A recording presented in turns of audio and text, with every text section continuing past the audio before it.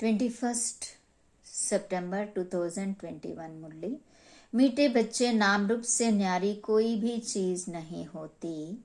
आत्मा व परमात्मा को भी नाम रूप से न्यारा नहीं कहेंगे, उसमें भी अविनाशी पार्ट नोंदा हुआ है। प्रश्न, शिव बाबा को भोलानाथ कहकर याद करते हैं, उसे भोला क्यों कहा है? उत्तर, क्योंकि बाप ही अहिल्याओं, गणिकाओं, कुब्जाओं का उद्धार करते हैं, उन्हें विश्व की राजाई का वर्षा दे देते हैं।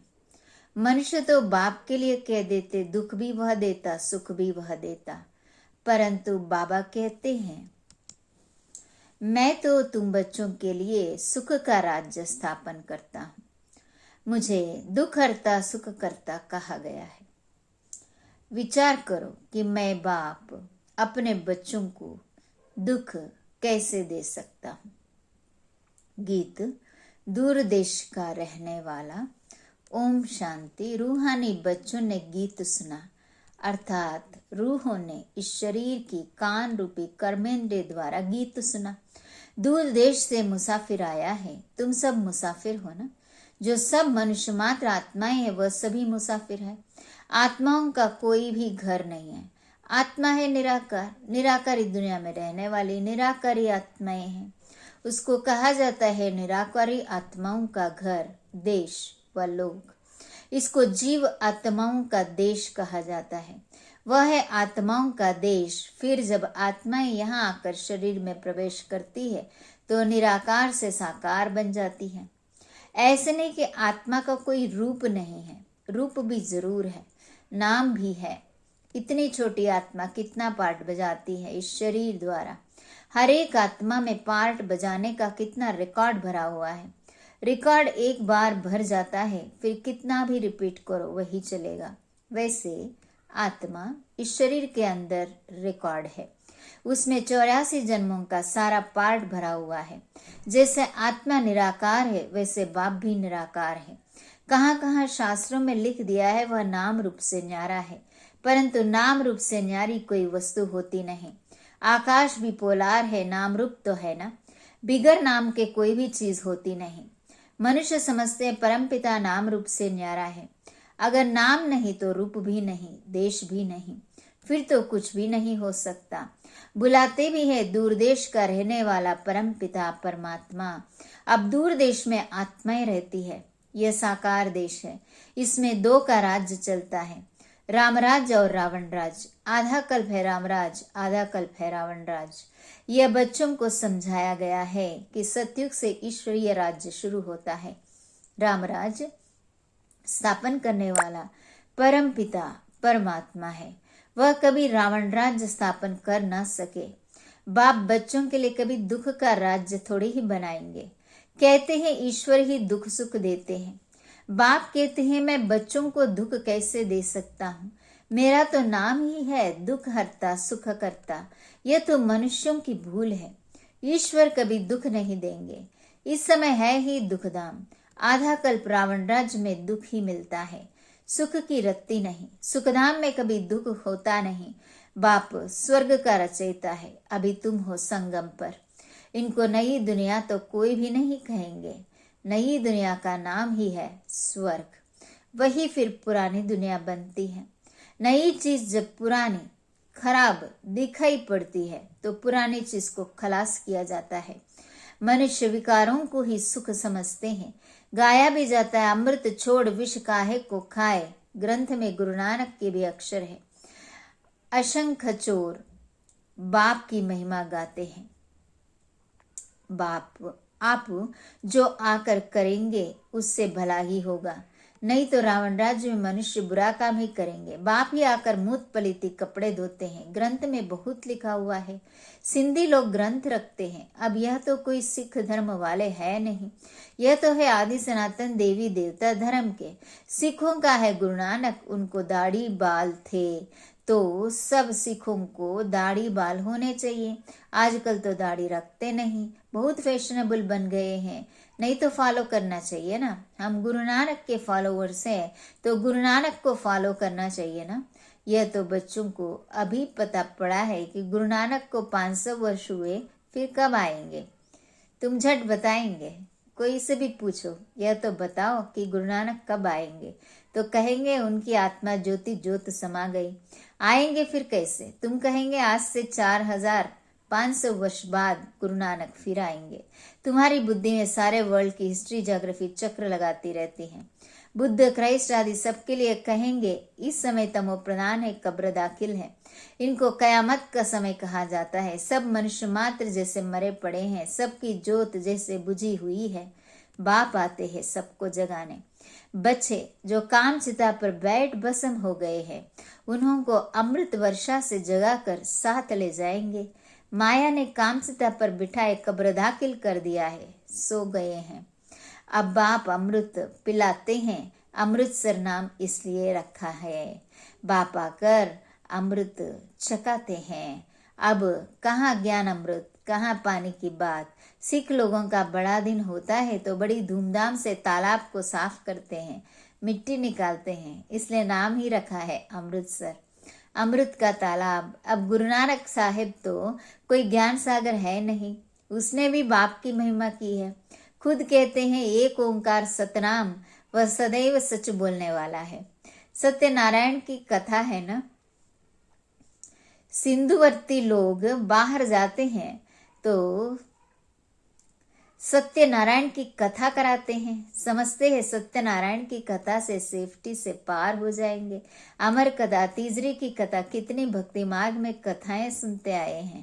कहते हैं शंकर ने पार्वती को कथा सुनाई, वह तो सूक्ष्म वतन में रहने वाला, कहाँ फिर कथा कौन सी सुनाई। यह सब बातें बाप बैठ समझाते हैं। वास्तव में तुमको अमर कथा सुनाकर अमरलोक में मैं ले जाने आया हूँ। मृत्युलोक से अमरलोक में मैं ले जाता हूँ। बाकी सूक्ष्म वतन में पार्वती ने क्या दोष किया जो आकर उनको कथा सुनाएंगे। अभी तुम समझते हो हम नर से नारायण, नारी से लक्ष्मी बनते हैं। यह है अमरलोक में जाने के लिए सच्ची सत्यनारायण की कथा। तीसरी की कथा, तुम आत्माओं को अब ज्ञान का तीसरा नेत्र मिला है। बाप समझाते हैं तुम ही गुलगुल पूज्यते, फिर 84 जन्मों के बाद तुम ही पुजारी बने हो, इसलिए गाया हुआ है आपे ही पूज्य आपे ही पुजारी। बाप कहते मैं तो सदैव पूज्य हूँ, तुमको आकर पुजारी से पूज्य बनाता हूँ। कहते हे राम आकर हमको पावन बनाओ। सब भगत पुकारते हैं, आत्मा पुकारती है ना, हे पतित पावन। अभी तुम समझते हो कि गीता कोई कृष्ण ने नहीं सुनाई, पावन बनाने वाला एक ही परम पिता परमात्मा है, एक ही राम। तो बाप समझाते हैं कि ओपिनियन लेते रहो कि ईश्वर सर्वव्यापी नहीं है। गीता का भगवान शिव है ना कि श्री कृष्ण। पहले तो पूछो भगवान किसको कहा जाता है, निराकार को व साकार को। कृष्ण तो है साकार, शिव है निराकार, वह सिर्फ इस तन का लोन लेते हैं, बाकी माता के गर्भ से जन्म नहीं लेते हैं। पहले नंबर गर्भ में आने वाली है कृष्ण की आत्मा। ब्रह्मा विष्णु शंकर भी सूक्ष्म शरीरधारी है, शिव को शरीर नहीं है। यहाँ इस लोक में स्थूल शरीर है। बाप की महिमा है पतित पावन, सर्व का सदगति दाता, सर्व का लिबरेटर, दुख हरता सुख करता। अच्छा सुख कहाँ हो सकता है? सुख मिलेगा दूसरे जन्म में, जब रावण की दुनिया खत्म हो, स्वर्ग की स्थापना हो जाएगी। अच्छा लिबरेट किससे करते हैं? रावण के दुख से, यह तो दुखधाम है ना। अच्छा फिर गाइड भी बनते हैं।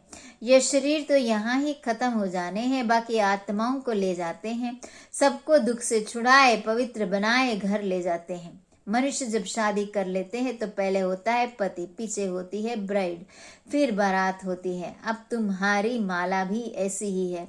ऊपर में है शिव बाबा फूल, पहले फूल को नमस्कार करेंगे, फिर युगल दाना ब्रह्मा सरस्वती, फिर हो तुम जो बाबा के मददगार बच्चे हो। फूल शिव बाबा की याद से ही सूर्यवंशी विष्णु की माला बनी है। ब्रह्मा सरस्वती से लक्ष्मी नारायण बने हैं।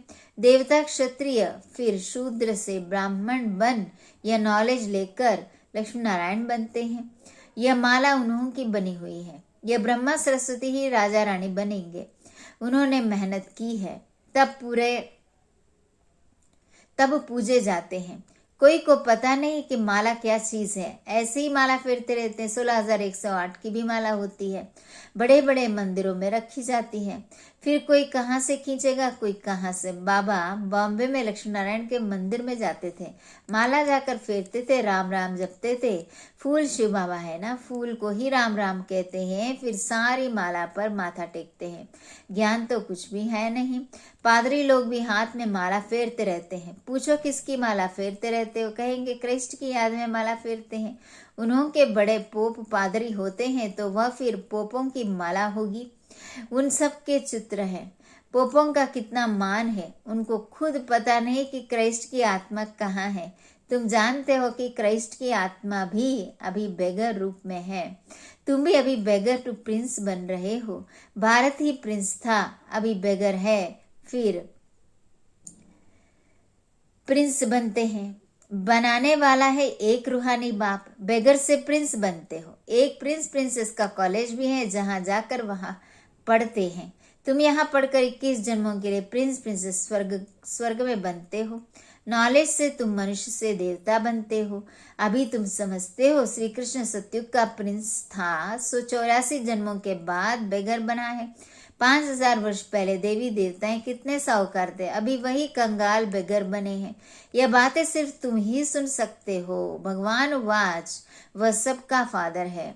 तुम गॉड फादर से सुनते हो। गीता में सिर्फ भूल यह कर दी है जो शिव भगवान वाच के बदले कृष्ण भगवान वाच नाम डाल दिया है, इसलिए गाया जाता है झूठी दुनिया। इस समय सारी दुनिया कांटों का जंगल बन गई है। बॉम्बे में बबलनाथ का मंदिर है। बाप आकर इन कांटों को फूल बनाते हैं।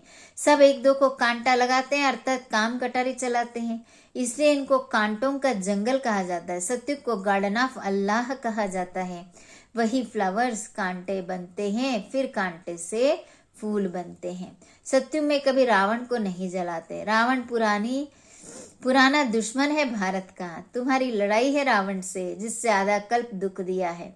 आखिरी बड़ी लड़ाई भी होगी। सच्चा सच्चा दशहरा होना है। रावण राज ही खलास हो जाएगा, तुमको फिर सोने के महल मिल जाएंगे।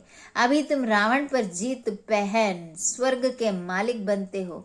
बाबा सारे विश्व का राज्य भाग्य देते हैं, इसलिए उनको शिव भोला भंडारी कहते हैं। गणिकाओं, अहिल्याओं, कुब्जाओं सबको बाप विश्व का मालिक बनाते हैं। कितना भोला है। आते भी है पतित दुनिया में, पतित शरीर में। बाकी जो स्वर्ग के लायक नहीं है वह विकारों को छोड़ नहीं सकते। बाप कहते बच्चे अभी यह अंतिम जन्म तुम पावन बनो। यह विकार पॉइजन है जो तुमको आदि मध्यंत दुख देते हैं, तो दुखी बनाते हैं।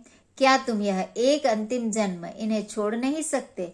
मैं तुमको अमृत पिलाए अमर बनाता हूँ, फिर भी तुम पवित्र नहीं बनते हो। विकारों बिगर, सिगरेट बिगर, शराब बिगर रह नहीं सकते हो। मैं बेहद का बाप कहता हूँ, तुम एक जन्म पवित्र बनो तो मैं इस स्वर्ग का मालिक बनाऊंगा।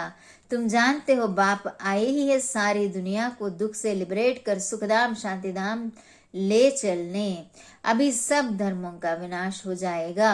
एक आदि सनातन देवी देवता धर्म की स्थापना होती है। ग्रंथ में भी परमपिता परमात्मा को अकाल मूर्त कहते हैं। बाप है महाकाल। यह काल तो एक दो को ले जाएगा, मैं तो सब आत्माओं को लेके जाऊंगा, इसलिए महाकाल कहते हैं। अच्छा, मीठे मीठे सिकिलते बच्चों प्रति माता पिता बाप दादा का याद प्यार और गुड मॉर्निंग। रूहानी बाप की रूहानी बच्चों को नमस्ते। हम रूहानी बच्चों की रूहानी माता पिता बाप दादा को याद प्यार, गुड मॉर्निंग और नमस्ते। नमस्ते बाबा, नमस्ते। धारणा के लिए मुख्य सार। इस अंतिम जन्म में ज्ञान अमृत पीकर अमर बनना है। स्वयं को स्वर्ग में चलने के लायक बनाना है। बुरी आदतों को छोड़ देना है। दूसरी पॉइंट, अभी पढ़ाई पढ़कर 21 जन्मों के लिए स्वर्ग में प्रिंस प्रिंसेस बनना है। सच्ची सच्ची सत्यनारायण की कथा सुन नर से नारायण बनने का पुरुषार्थ करना है। वरदान, 1 सेकंड के दृढ़ संकल्प से स्वयं का व विश्व का परिवर्तन करने वाले रूहानी जादूगर भव। 1 सेकंड के दृढ़ संकल्प से स्वयं का व विश्व का परिवर्तन करने वाले रूहानी जादूगर भव। विस्तार, जैसे जादूगर थोड़े समय में बहुत विचित्र खेल दिखाते, वैसे आप रूहानी जादूगर अपनी रूहानियत की शक्ति से सारे विश्व को परिवर्तन में लाने वाले हो। कंगाल को डबल ताजधारी बनाने वाले हो। स्वयं को बदलने के लिए सिर्फ 1 सेकंड का दृढ़ संकल्प धारण करते हो कि मैं आत्मा हूँ। और विश्व को बदलने के लिए स्वयं को विश्व के आधार मूर्त उद्धार मूर्त समझकर विश्व परिवर्तन के कार्य में सदा तत्पर रहते हो, इसलिए सबसे बड़े रूहानी जादूगर आप हो। स्लोगन: जो स्वराज्य अधिकारी आत्माएं हैं वे कभी भी पर अधीन नहीं हो सकती। ओम शांति।